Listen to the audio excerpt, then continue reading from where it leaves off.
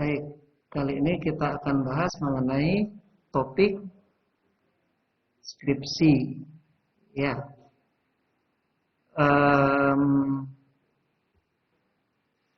skripsi.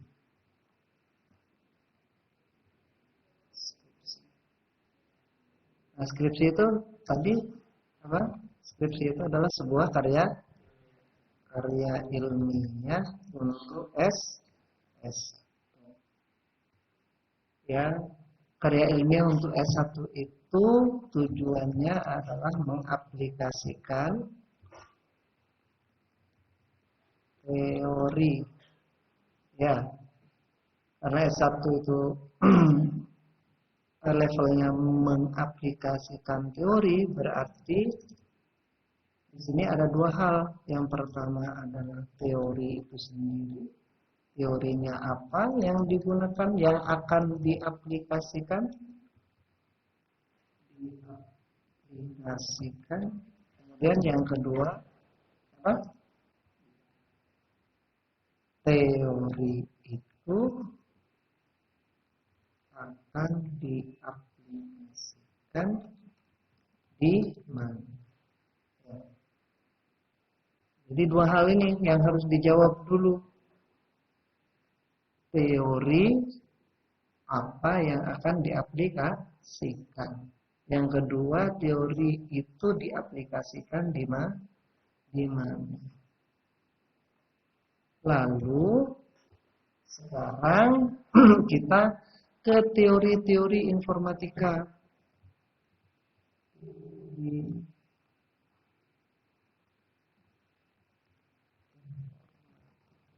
Ini banyak.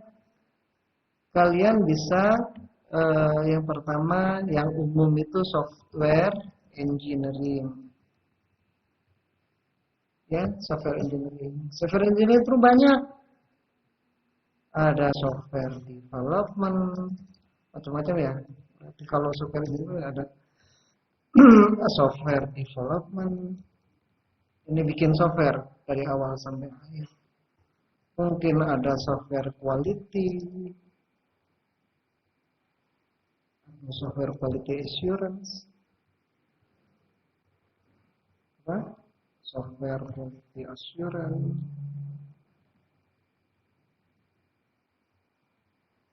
dan lain-lain. Banyak masih software proses dan lain-lain. Pokoknya yang berkaitan dengan rekayasa piranti lunak.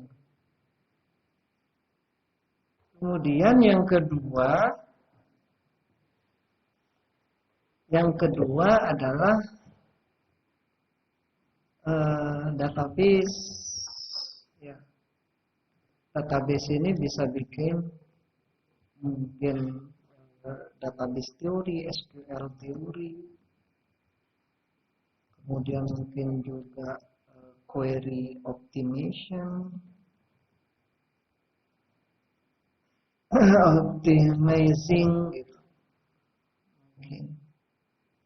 Atau membuat software database yang baru, lebih bagus, atau memodifikasi software database yang open source kayak SQLite itu open source tuh, bisa dimodifikasi coding di dalamnya.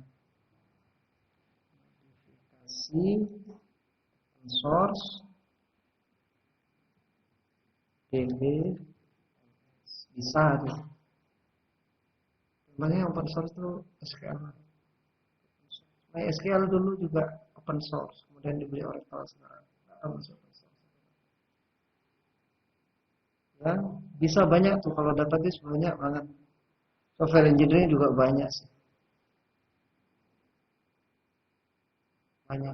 Banyak yang bisa kita ambil.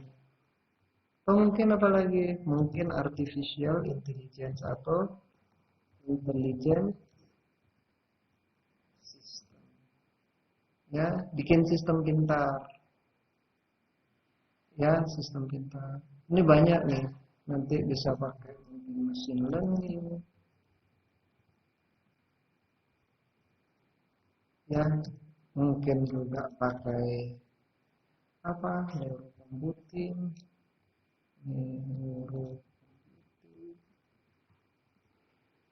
mungkin macam-macam lah ya.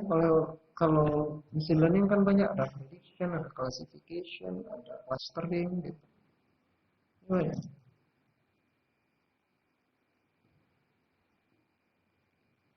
Classification, dan ada prediction,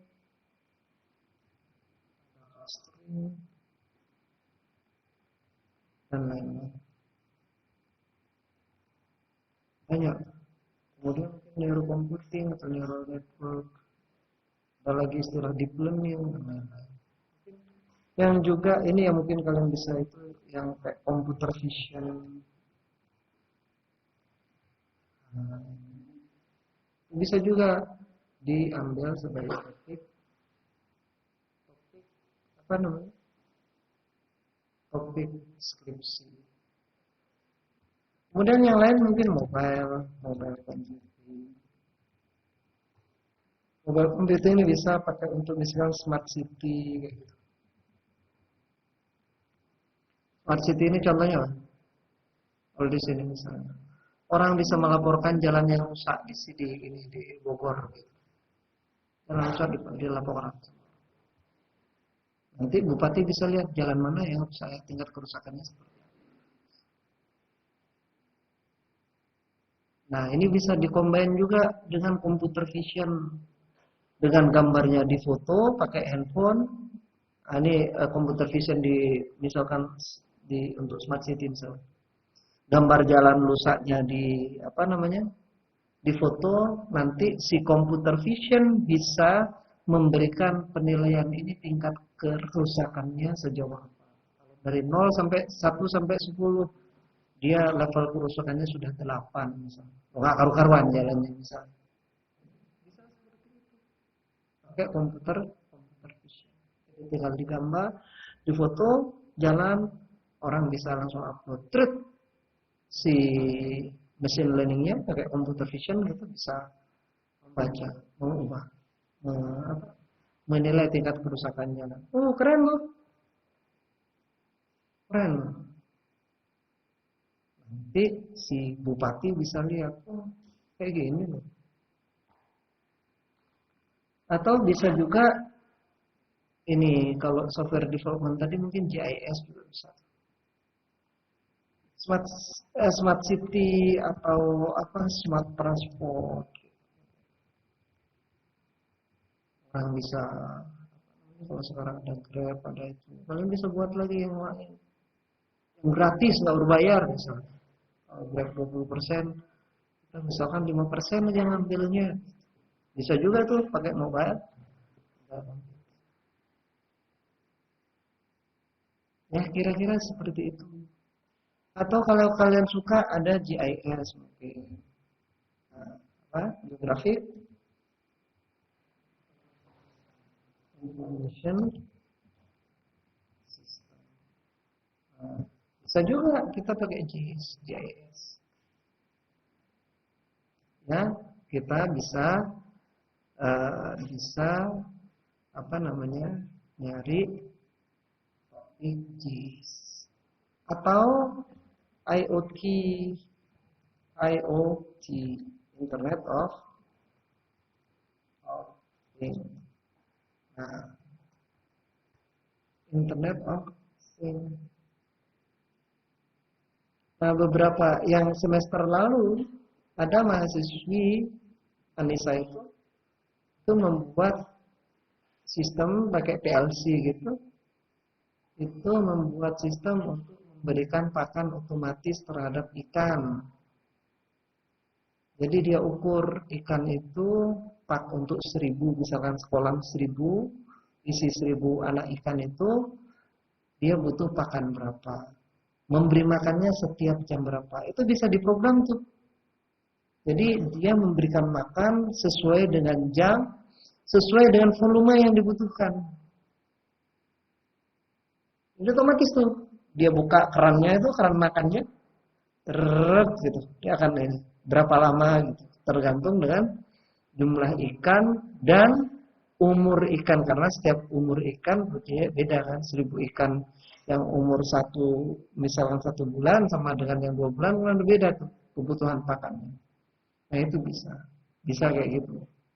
Itu bisa disambungkan dengan Internet of Things. Kita bisa monitor di handphone. Dia belum tuh bisa dimonitor di handphone. Oh ya, hari ini sudah ngasih makan nih. Si alat itu udah ngasih makan. Bisa dimonitor via handphone. Masukkan dia ke internet gitu. Ya, jadi sistemnya itu connect ke internet dan bisa ngasih tahu kita ke handphone bahwa si pemberi makan otomatis udah ngasih makan hari ini. Habisnya sekian gram misalnya, atau sekian liter atau berapa gitu. Bisa seperti itu. Bisa seperti itu, ngasih tahu. Dan dia bisa ngasih tahu misalnya ini wadahnya itu sudah harus diisi kembali misalnya. Nah, si sistem bisa ngasih tahu. Caranya apa? Nanti kita bisa pasangi sensor di wadah makannya itu. Pakai infrared kah atau apa gitu. Kasih sensor, dengan sensor kita tahu kalau level pakannya sudah segini berarti harus isi lagi misalnya. Bisa seperti itu.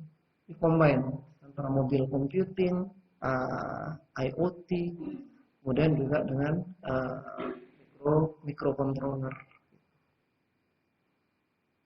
Jadi bisa seperti itu.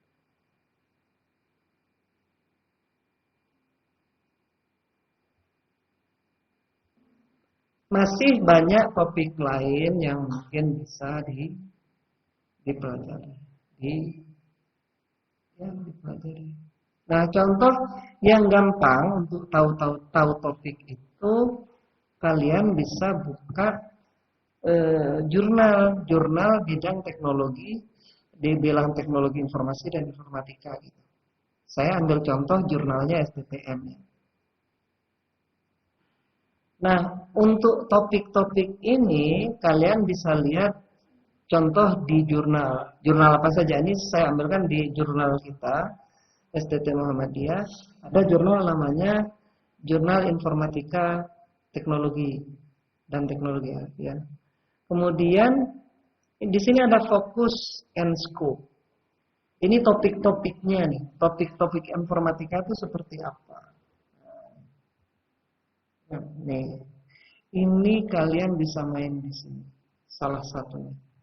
Contoh, e-commerce yang B2B, B2C, C2C, jualan yang personal misalkan, orang-orang, konstitusi atau business to business, perusahaan. Mungkin learning, bisa buat e-learning untuk STTM yang keren gitu. Evaluasi sistemnya STTM terus dibuat yang baru. Atau mungkin e-manufacture seperti job scheduling, kemudian mungkin buat just in time gitu. Maksudnya perusahaan tuh nggak usah nyetok lagi. Kalau ada itu si sistem sudah bisa mengukur sendiri, mengatur sendiri untuk order ke pemasok misalnya. Pakai e-manufacturing misalnya. Semuanya sudah tersistem. Berat sih memang. Atau e-government. E-government itu untuk ini, untuk negara, untuk pemerintah, gimana biar layanan di kecamatan lebih cepat, layanan di desa lebih cepat. Di balai desa itu kan ngetik semua tuh, ya kan? Nah, gimana kalian bikin se-Kabupaten Bogor gitu, se-Kabupaten Bogor semua cepat pakai satu sistem misalnya, dan terkoneksi dengan sistem kependudukan di Bogor. Jadi si staf desa itu tinggal memasukkan nomor KTP, langsung keluar namanya, alamatnya, dan seterusnya. Nggak perlu lagi ketik namanya siapa Pak, jenis kelaminnya apa, nggak perlu, sudah bisa ambil dari data Dukcapil gitu, Kabupaten Bogor. Bisa seperti itu, buat surat menyurat di desa, bisa. Tapi skupnya jangan satu desa, kalau satu desa Nanti sama Kaprodi dibilang terlalu sederhana. Untuk seluruh kabupaten itu misalnya. Atau seluruh Indonesia, keren kan?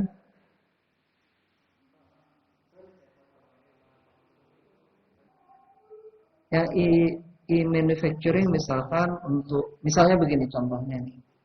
Kalau ada order dari pelanggan, dia butuh misalkan butuh ini ya, butuh apa? Mug, butuh gelas. Nah, sistem bisa langsung mengenerate. Dia butuh berapa nih?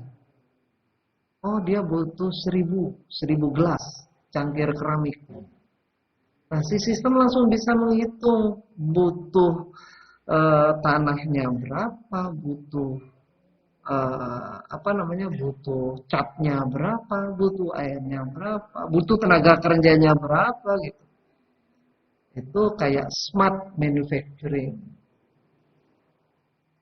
Nanti dia bisa ukur langsung dan sistem langsung bisa order ke pemasok. Oh, untuk ini soilnya tanahnya.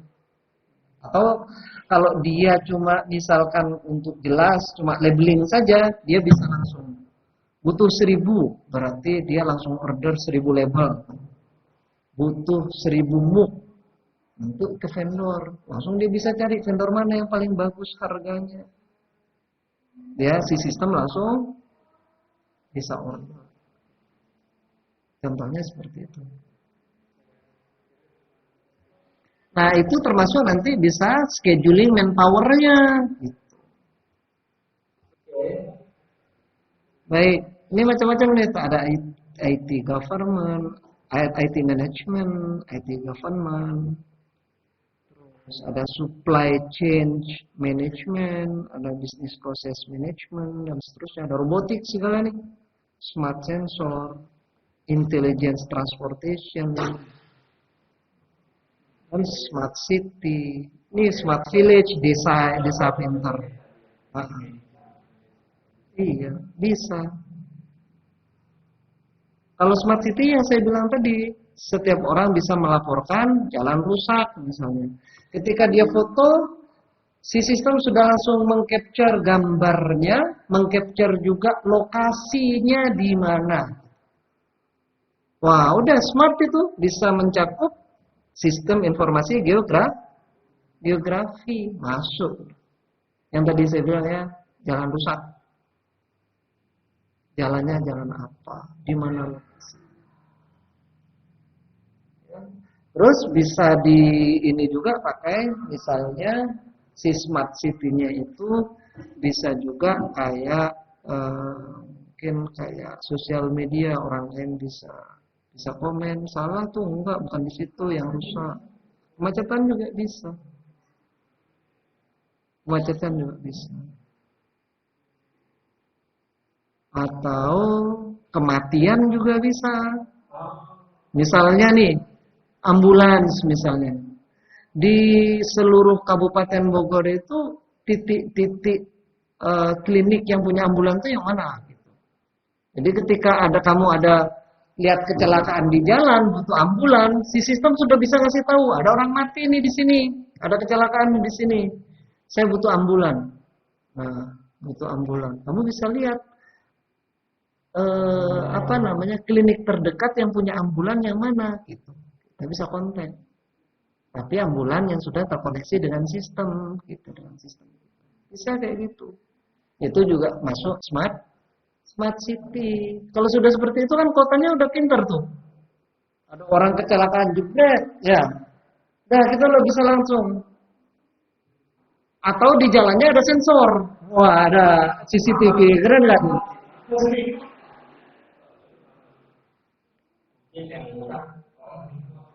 Nah, kalau di Saudi waktu saya haji tahun 2016 itu, dia udah keren banget. Jadi kalau di highway itu, di kayak jalan tol tapi nggak berbayar di sana jalan tol. Highway itu maksimum kecepatan 150 km per jam. Kalau Kita jalan misalkan dari Madinah ke Mekah. Rumah kita di Madinah ya. Amin. Ya, rumah kita di Madinah, kita jalan ke Mekah. Ya. Di tengah perjalanan tuh kita overspeed sampai 180 km per jam. Nanti di Saudi nggak kayak di sini, jalannya kelok-kelok dan turun naik, enggak. Dia lurus, datar lurus. Jadi dengan kecepatan 200 km per jam nggak terasa. Dan mobil di sana rata-rata gede, jadi nggak terasa. Nah, mobil GMC atau Pajero gitu, kan nggak terasa tuh, kalau kenceng nggak terasa. Tiba-tiba kita overspeed, 200 km per jam. Udah lewat kan? Batasnya kan 150 km per jam. Di jalan itu ada CCTV. Dan CCTV-nya sudah pakai pakai AI. Pakai computer vision. Ya, kita overspeed itu, kita jalan dari Madinah ke Mekah. Kita belum nyampe lagi ke Madinah, itu surat tilang udah nyampe ke rumah kita. Ada nggak di sini teknologi kayak itu? Belum. Di Saudi sudah ada dari 10 tahun yang lalu. 10 atau 15 tahun yang lalu sudah seperti itu. Jadi ada orang di kedutaan, orang kedutaan cerita saya. Orang di kedutaan tiba-tiba orang kedutaan tuh adminnya nerima surat tilang dari kepolisian setempat, surat tilang. Sedangkan orang itu masih dalam perjalanan ke Riyadh. Surat tilangnya sudah datang. Orang itu masih di Jeddah. Jeddah itu kira-kira mungkin 500 atau 600 km gitu dari Riyadh. Sini Semarang. Ya. Dia belum nyampe, surat tilangnya sudah nyampe ke kedutaan. Itu juga bagian dari smart city. Udah smart banget city. Enggak. Nggak ada polisi. Prit gitu, nggak ada. Lewat tuh polisi. Polisinya adalah computer vision. Nah, ini smart city. Ada smart cloud teknologi, ada yang tadi saya sebut.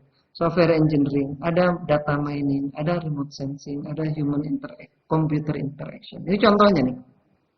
Kalau human computer interaction, contohnya kalian itu bisa ambil riset untuk survei aja bank, ATM di bank. Mana yang paling bagus human interaction? Bisa tuh. Itu bagian dari komputasi juga. Oh, menurut saya, berdasarkan ilmu ya, ini ada ilmunya nih.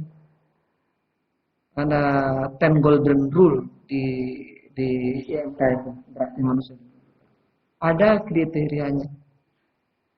Coba, ATM mana yang paling bagus, interaksi dengan manusianya, mana yang paling jelek. Kalian bisa lakukan penelitian ini.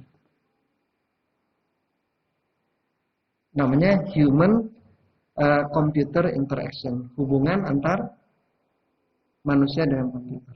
IMK bahasa kita. Atau information security, atau language and design, pengenalan bahasa Indonesia misalnya. Oh, atau gini. Mungkin kalian bisa baca Twitter, kemudian Twitter itu kan disingkat-singkat ya. Disingkat-singkat tuh. Nah, disingkat-singkat.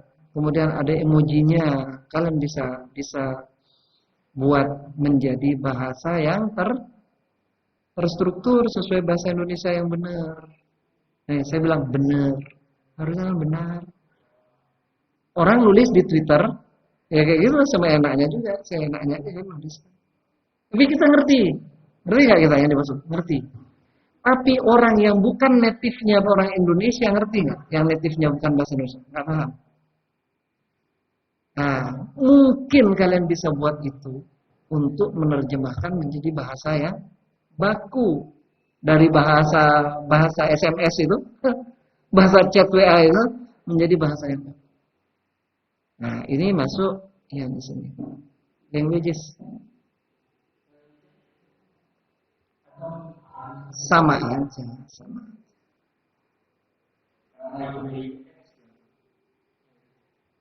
Mungkin ya, saya nggak paham. Mungkin ada konseptual design. Kalau kalian bikin sistem yang gede banget satu pabrik gitu. Cuma sampai konseptual desainnya saja bisa. Tapi semua satu pabrik. Mulai dari HR-nya, HSE-nya, kemudian production-nya, supply chain-nya, sales-nya, transportation-nya, semua kalian buat rancangan sistemnya, tapi sampai cuma konseptual desainnya saja. Boleh? Boleh.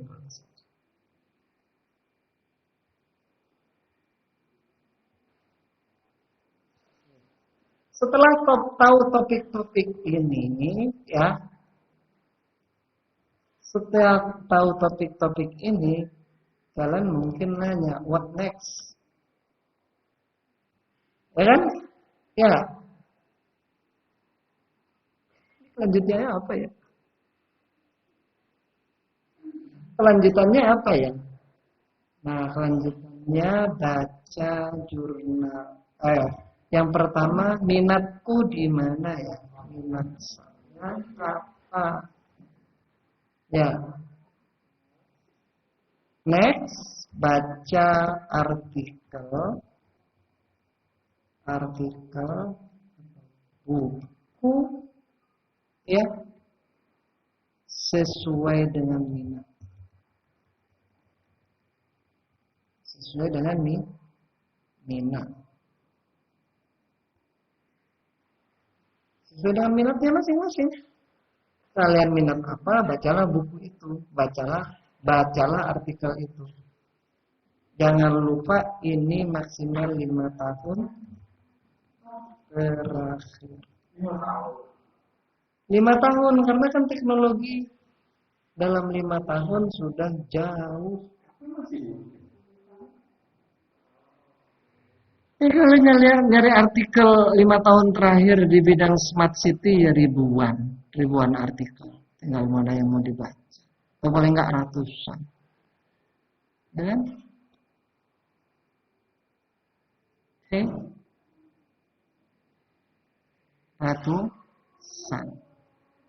Ratusan artikel, tinggal cari yang paling bagus.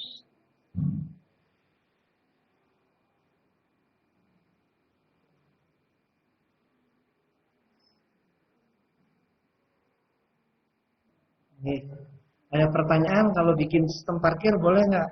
Ya boleh saja, bikin saja. Tapi untuk TA ya, untuk skripsi terlalu kecil.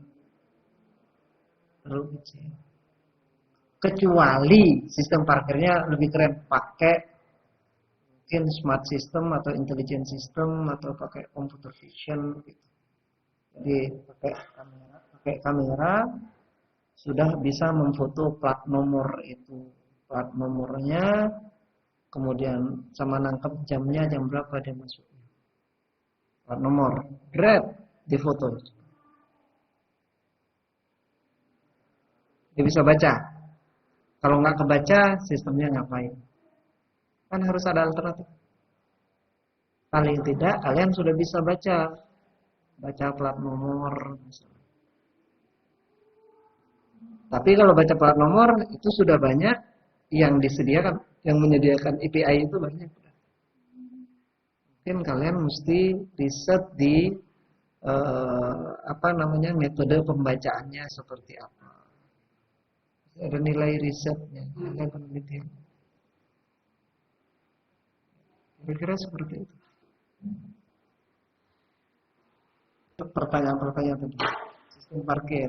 Ya, bisa. Kalau yang diteliti itu lebih lanjut. Tapi kalau sistem parkir yang sederhana nggak bisa. Kenapa? Software yang beredar di pasar sudah banyak. Jadi kalian harus membuat yang lebih advance dari itu. Yang tadi saya kasih contoh, dia bisa baca plat nomor, bisa baca plat nomor. Jadi pertanyaannya, seberapa cepat penyelesaian pengerjaan skripsi? Tergantung. Yang pertama penguasaan si peneliti itu atas dua hal tadi. Yang pertama teorinya, yang kedua domain problemnya. Contoh misalnya nih, misalnya. Yang pertama saya mau pakai smart city. Oke, bikin smart city. Oke. Seberapa kuat penguasaan teori kalian terhadap smart city? Smart city itu seperti apa, teknologinya seperti apa ya? Yang kedua diterapkan di mana? Oh, di jalan raya. Berarti kalian juga sudah punya pengetahuan bagaimana jalan raya itu. Semakin menguasai dua hal ini, teori yang digunakan dan objek penelitiannya, maka itu akan lebih. Nah, ini syarat pertama. Yang kedua tentu saja keseriusan dan time management. Ya dong. Sepinter apapun kalian kalau nggak bisa, kalau malas, tidak bisa mengatur waktu, ya tidak akan selesai.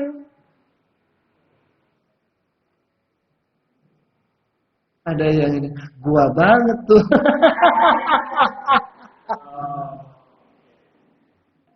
Ya, jadi kalau mau cepat selesai, yang pertama penguasaan teorinya harus cukup, harus memadai. Yang kedua penguasaan domainnya. Makanya saya sering bilang, yang pertama minat lah, kalian harus punya minat di situ. Yang kedua teorinya sudah dikuasai, terus domainnya juga sudah paham lah paling enggak. Jangan begini, saya mau buat sistem di pesawat terbang gitu. Pernah naik pesawat enggak? Enggak. Nah loh. Bagaimana mau buat gitu.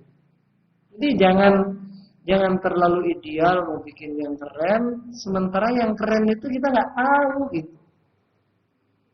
Ya, to be realistic. Harus realistis. Saya pahamnya di mana. Semakin kita realistis, tentu saja dibarengi dengan keseriusan dan pengaturan waktu, ya insya Allah bisa mencapai. Jadi gini, mengenai pertanyaan begini. Sekarang ini kan semuanya sudah serba ada ya. Kita mau googling apa? Kita googling aja ada. Misalnya saya mau, wah keren nih, membaca hasil MRI kepala misalnya, ya. Itu otaknya ada tumor atau enggak misalnya. Itu sudah ada. Algoritmanya dibikin sama orang. Ya. Misalnya kita mau buat pengenalan wajah. Nah, udah ada tuh, sudah ada OpenCV ada tuh. Ya, Open Computer Vision, ya. Sudah ada tuh. Ini saya, ini tinggal dia belajar aja. Ini dia belajar. Kalau anak-anak saya tuh pakai OpenCV sama semua. Ya. Mungkin masih bug atau dia melihat sama dengan orang lain bahwa anak saya ini mirip sama ini ya, ini mirip sama ini. Kalau masih kecil kan relatif sama orang. Nah, pertanyaannya apa yang akan kita buat? Sebenarnya pertanyaan begini. Kalau kalian googling dapat sesuatu, misalkan saya mau buat pengenalan wajah untuk menghitung jumlah mahasiswa yang hadir di kelas. Menghitung nih. Jadi di kelas ini ada berapa orang, harusnya ada 90, yang hadir 82, yang tidak hadir siapa, sistem bisa sistem bisa ngitung, bisa tentukan, yang nggak hadir siapa, yang hadir siapa. Oke? Coba googling. Saya yakin ada tuh. Ada tuh. Tapi jangan khawatir. Ketika ditemukan seperti itu, maka berbanggalah kalau itu ada 8 orang yang nulis seperti itu, yang sudah meneliti itu. Berbanggalah Anda menjadi orang yang ke-9. Mereka orang hebat kan? Berarti saya orang ke-9 yang sehebat mereka. Ya. Jangan, waduh sudah ada nih akhirnya. Nah, pertanyaannya sekarang, apa yang saya lakukan kalau saya punya ide yang sama dengan mereka? Ya, memang nggak bisa dielakkan. Kayak kita aja bikin program error, di googling errornya. 12 tahun yang lalu orang sudah menemukan hal yang sama dan sudah solve. Ya nggak? Nah, yang kita bisa lakukan adalah membaca jurnalnya, membaca tulisan mereka di jurnal. Dari 8 orang tadi ya, kita orang 9 yang hebat nih. Mau bikin itu. Tapi orang lain sudah bikin 8 orang. Baca jurnal mereka, amati pendekatannya seperti apa, algoritmanya seperti apa, kemudian setelah itu semuanya diamati, dibikinin matriks gitu. Ini melakukan apa, hasilnya apa, ini hasilnya apa. Nah, setiap tulisan yang baik itu biasanya ada recommendation di bawah. Kalau di kita ada ada kesimpulan dan saran. Di saran itu biasanya yang belum dia capai. Belum dia capai di penelitian. Nah, itu yang kita angkat, itu yang akan kita perbaiki. Ya, jadi orang lain sudah punya 8 tadi, ada 8 artikel yang topiknya sama, tapi lihat approach-nya seperti apa, pendekatannya seperti apa, metodologinya seperti apa. Nah, bisa kalian buat dari sisi yang lain. Misalkan kalau ada orang, misalnya seperti inilah ya, seperti mungkin istilahnya seperti sekian orang buta yang anggap aja mereka semua seperti orang buta yang disuruh menilai gajah itu seperti apa gitu. Bisa jadi penulis A, periset A, meriset tentang ekor gajah. Sama-sama gajah nih judulnya ya. Tapi dia meriset tentang ekornya. Maka dia bilang ekor gajah itu adalah seperti lengan sayap. Dia bilang seperti lengan saya karena yang ditelitinya atau yang diraba oleh orang buta itu adalah ekornya. Tapi ketika orang lain merabanya dan yang diraba telinganya, dia bilang apa?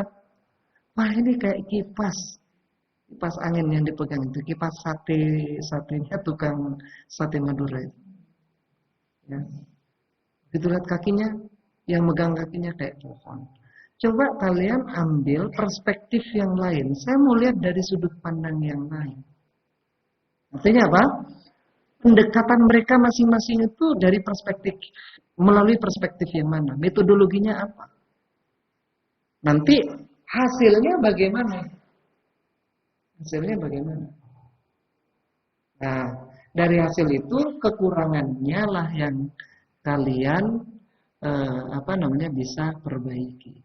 Atau pakai perspektif yang lain. Kalau saya lihat dari depan seperti apa? Mereka nggak ada nih dari 8 itu, nggak ada yang melihat dari sisi depan. Melihatnya dari samping, belakang, atas, bawah gitu.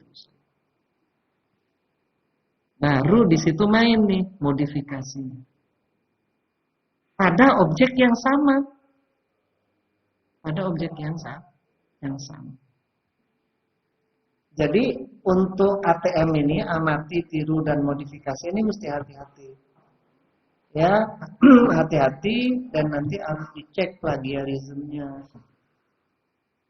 Biasanya 20% masih tolerable. Kalau saya sih biasanya 15% masalah.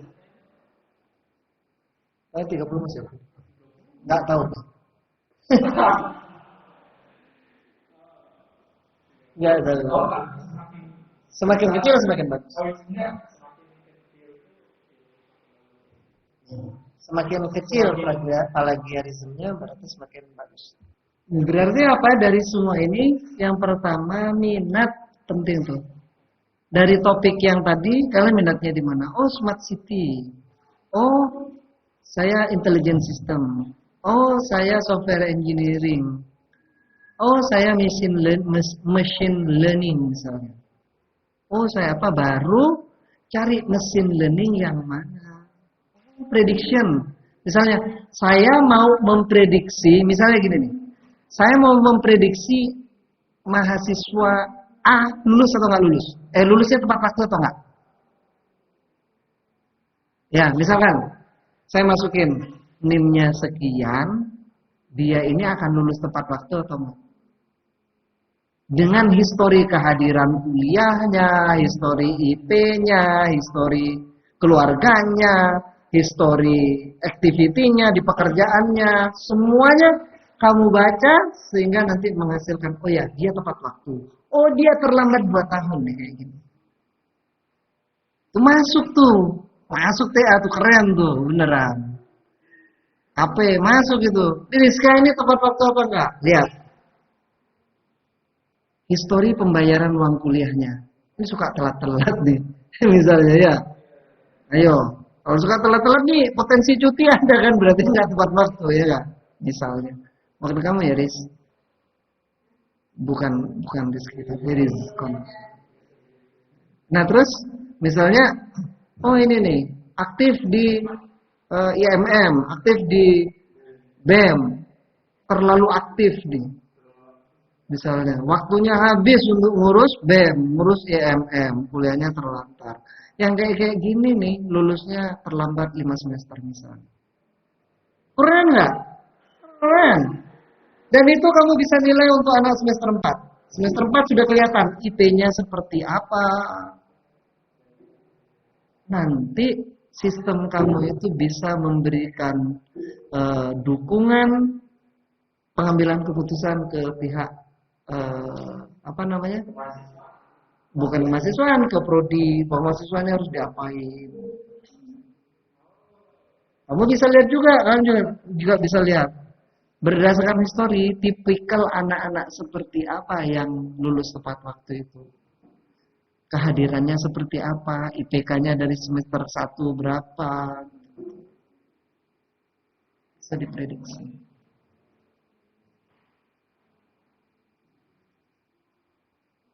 Kalau di contoh-contoh prediksi itu untuk cancer, ukurannya sekian, umurnya sekian, ini jinak atau ini ganas. Ini jinak, ganas sesuai dengan umur dan ukuran tumornya misalnya. Nanti bisa dilihat kalau umur sekian, ukurannya sekian, kira-kira jinak atau enggak? Kayak gitu, yang sederhananya ya. Tapi kalau mahasiswa parameternya pasti banyak. Kondisi keuangannya, kondisi pekerjaannya kalau kerja, kondisi hasil kuliahnya dari semester 1 sampai semester 4 itu. Kemudian activity dia di kemahasiswaan dan itu bisa juga tuh dibuat. Jadi skripsi itu harus penelitian atau pengembangan. Kalau penelitian berarti kita analisis sesuatu, kemudian kita simpulkan. Oh ini bagus, ini jelek. Begitu. Yang tadi saya bilang, kalian mengkaji misalkan human interaction komputer, human computer interaction, interaksi manusia dan komputer misalnya. Yang tadi saya bilang, amati, coba teliti IMK dari mesin-mesin ATM yang ada. Bank Mandiri kah, Bank BCA kah, Bank BSI lah, Bank apa gitu. Coba lihat secara tinjauan IMK, user experience gitu. Ini mana ya? Mana yang paling sesuai gitu. Teorinya nanti kalian simpulkan bahwa Bank A paling bagus IMK-nya. Bank B kurang bagus, harus diperbaiki bagian ini. Bank C, Bank D, Bank E paling jelek. Bisa dibuat seperti itu. Dari kajian human interaction atau human computer interaction. Jadi bisa, itu yang penelitian murni. Kemudian yang kedua bisa untuk yang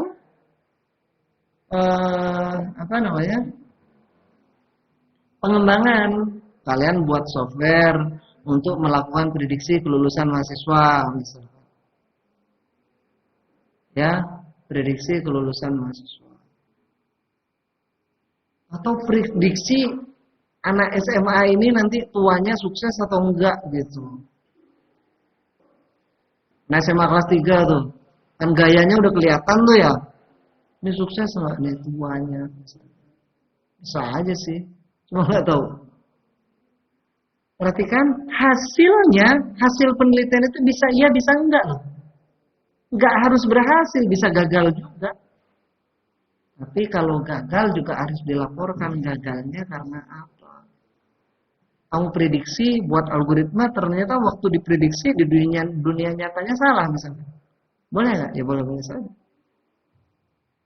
Nggak ada masalah. Jadi hasil penelitian itu tidak selalu benar. Melakukan penelitian nih, si ini performa algoritmanya 90. Dari awal kita tujuan penelitiannya meningkatkan performa algoritma X. Dari 90 menjadi 95. Tujuan kita, tetapi begitu diuji 87 gitu. 3 poin di bawah dari yang kita bilang ingin kita perbaiki. Boleh nggak? Boleh. Tetapi harus dilaporkan. Kenapa kamu lebih rendah? Di penelitian itu harus dilaporkan. Algoritma saya lebih rendah karena begini. Gini. Terus di sarannya agar ini bisa meningkat harus seperti ini. Harus punya tuh sarannya apa? Untuk perbaikan algoritmanya paling tidak menjadi 90 seperti penelitian sebelumnya. Jadi seperti itu. Jadi bukan hanya pendekatannya ya. Tadi kalau saya bilang pendekatan, ya kalian lihat dari sudut pandang depan. Kalau peneliti yang lain kiri, kanan, atas, bawah, belakang misalnya. Tapi yang depan belum pernah diteliti orang. Boleh nggak? Boleh. Boleh juga orang meneliti dari depan hasilnya 80%. Saya mau meneliti dari depan juga, tapi nanti hasilnya harus 97% misalnya. Boleh nggak? Boleh. Cuma harus dijelaskan metodologinya apa. Apa metodologi yang akan membuat penelitian kita itu hasilnya lebih tinggi dari penelitian yang dihasilkan saat ini.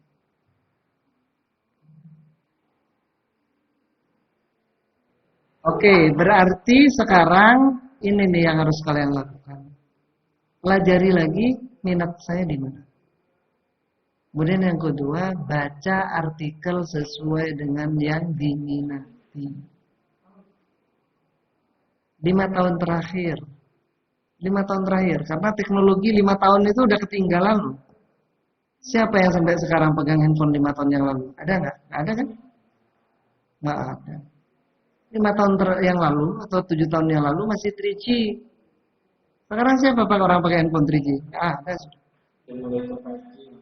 Bukan hanya 3G handphonenya yang sudah nggak ada, jaringan 3G-nya juga udah nggak ada sekarang. Siapa juga mau pakai? Ya kan?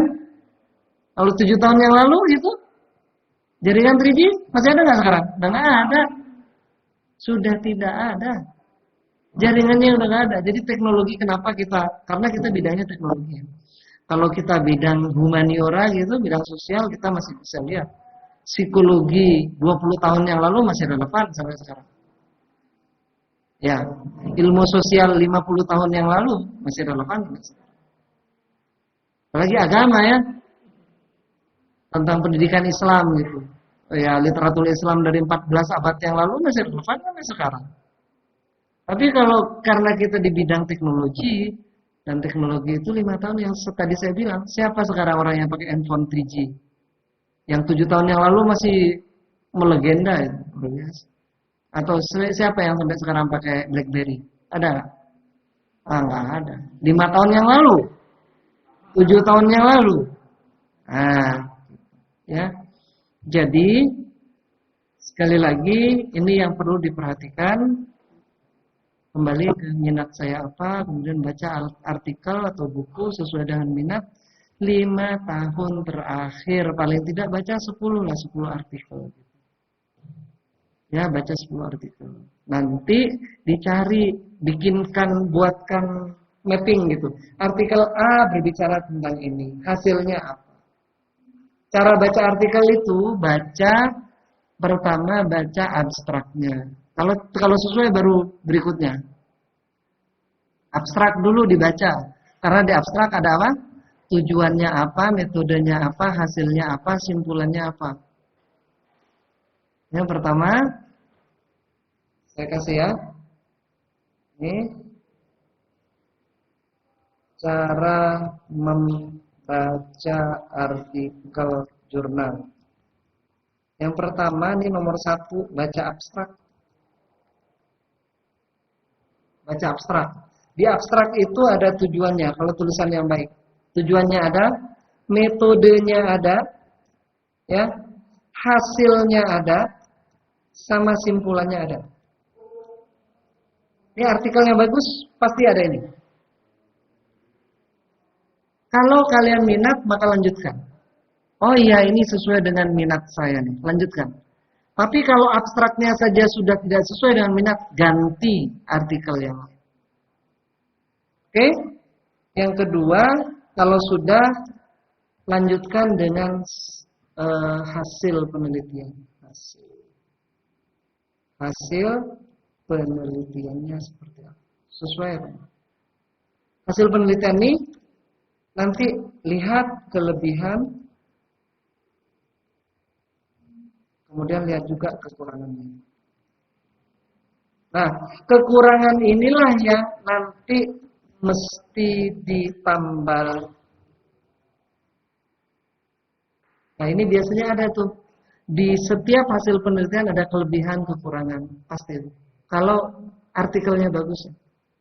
Kalau kalian nggak temukan kekurangannya, lewatin. Berarti dia nggak punya kekurangan. Anggap aja nggak punya kekurangan, atau dia nggak nulis kekurangannya. Lewatin. Kira-kira seperti itu. Baru kalau sudah lihat, baru baca full artikel. Jadi jangan dari awal sudah baca mulai dari pendahuluan sampai kesimpulan, percuma, jangan. Jadi kalau baca artikel itu yang pertama tujuannya, apa abstraknya, sesuai nggak dengan minat saya. Bagus, oh bagus. Kemudian hasil penelitian seperti itu. Kalau oh iya bagus nih. Nah setelah ini ya baru kalian download. Bisa sebelum atau sesudahnya. Setelah di-download, masukkan ke masukkan ke Mendeley, bikin folder baru, masukkan. Inilah calon skripsi saya. Bikin folder calon skripsi. Masukkan tuh, download, masukkan ke Mendeley. Nah, cari lagi, baca abstraknya. Dari judul kan? Pertama judulnya kan? Judulnya. Setelah judul abstrak. Setelah abstrak, hasil penelitian. Oh bagus nih, bagus. Baca full dari awal. Dah baca, download, masukkan Mendeley. Dapat 5. Terus, dapat 10. Dah. Dari 10 tuh nanti diinventarisir. Kekurangannya apa? Itulah yang akan ditambal, yang akan dikembangkan dalam penelitian skripsi.